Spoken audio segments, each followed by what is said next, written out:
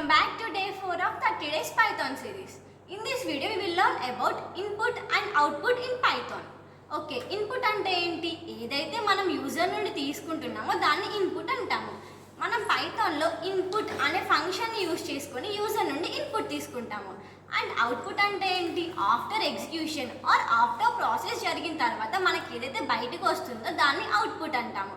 అవుట్పుట్ని print అనే function use చేసుకొని పైథాన్లో మనం అవుట్పుట్ తీసుకుంటాం. ఇన్పుట్ ఫంక్షన్కి వచ్చేసరికి పైథాన్లో డిఫాల్ట్గా స్ట్రింగ్ని ఇన్పుట్గా, అంటే ఇన్పుట్ అని పెట్టగానే స్ట్రింగ్ని యాక్సెప్ట్ చేసిద్ది అన్నమాట. అది ఇఫ్ మనకి ఇంటీజర్ కావాలి అనుకుంటే మనం దాన్ని ఇంట్ అని మెన్షన్ చేసుకొని ఇంట్ వాల్యూస్ని ఇన్పుట్గా తీసుకోవచ్చు.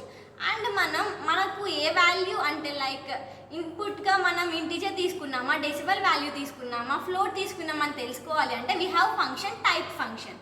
టైప్ అని పెట్టేసి మనకు కావాల్సింది అంటే ఏ డేటా టైప్ ఉందని చెప్పి మనం తెలుసుకోవచ్చు. నెక్స్ట్ వీడియోలో మనం కండిషనల్ స్టేట్మెంట్స్ గురించి మాట్లాడుకుందాం. ఫాలో